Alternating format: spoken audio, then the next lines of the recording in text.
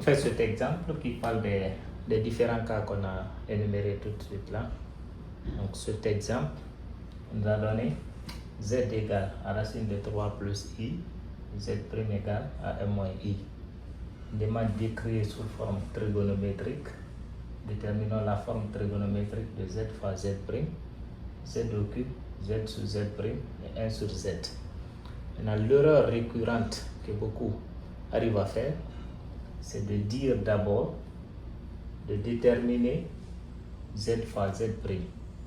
C'est-à-dire prendre des formes algébriques, la forme algébrique de z multipliée par la forme algébrique de z'. C'est une erreur. C'est une erreur à ne pas faire. À moins que l'exercice nous le demande, sinon on ne prend pas ça, multiplié par celui-ci directement. On applique les propriétés. Le premier travail à faire, c'est de déterminer le module. Premier travail à faire, je prends pour z fois z', je cherche à connaître le module. Module de z fois z' égale au module de z fois le module de z'. Ça, c'est son module. Et si je parle de son argument, arg de z fois z', c'est égal, c'est argument de z plus argument de z'. Donc les deux propriétés. Ce qui veut dire que dans les deux cas, j'ai besoin des deux modules des deux nombres complexes et des arguments des deux nombres complexes. Je cherche ça d'abord. Module de z égale à la racine carrée, sa partie réelle, c'est racine de 3 au carré plus partie imaginaire 1 au carré, ce qui est égal à la racine carrée, ici ça donne 3 plus 1, ça fait 4, donc 2. Module de z égale à 2. Dès que c'est son module, je peux avoir son argument. Donc soit alpha égale arc de z. Donc cosinus d'alpha égale la partie réelle, racine de 3 sur 2. Et sinus d'alpha égale partie imaginaire 1 divisé par 2. Alpha dans le tableau qu'on avait à rappeler, alpha va correspondre à pi sixième. Je prends aussi pour z', je fais pareil. Module de z' égale la racine carrée, la partie réelle de z', c'est 1, plus la partie imaginaire de z', moins 1 au carré.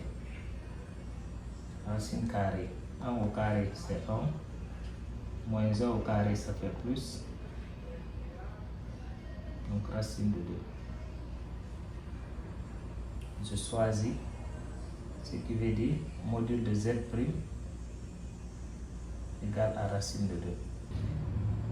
Je choisis alpha' comme argument de z', ce qui veut dire cosinus d'alpha' égale et sinus d'alpha' aussi égale partie réelle z' c'est 1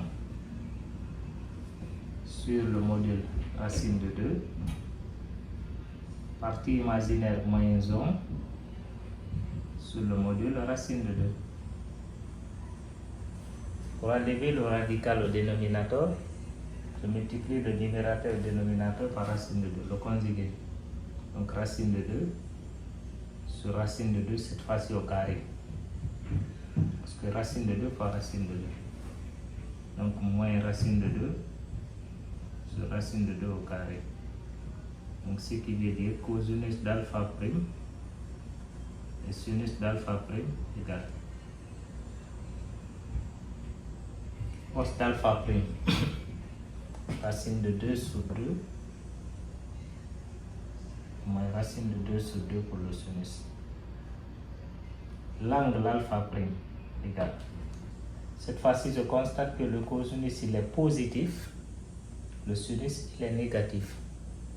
On faisait affaire avec le quatrième quadrant. Et au quatrième quadrant, on a dit l'angle c'est moins alpha. Moins, je garde le moins. Racine de 2 sur 2, racine de 2 sur 2 dans mon tableau, ça correspond à l'angle pi carré. À partir de là, je peux avoir le module de z fois z'. Module de z fois z' égale module de z 2, module de z', racine de 2,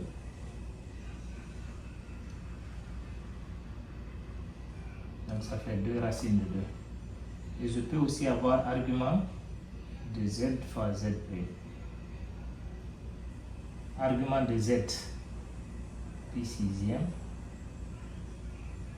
Argument de z', moins pi carré, sera au même dénominateur. 4pi moins 6pi, le tout sur 24. 4pi moins 6pi, ça fait moins 2pi sur 24, donc moins pi sur 12. Ce qui veut dire z fois z' aura pour forme trigonométrique la forme trigonométrique, le module 2 racines de 2, le module 2 racines de 2 multiplié par cosinus facteur moins pi douzième plus i sinus moins pi douzième.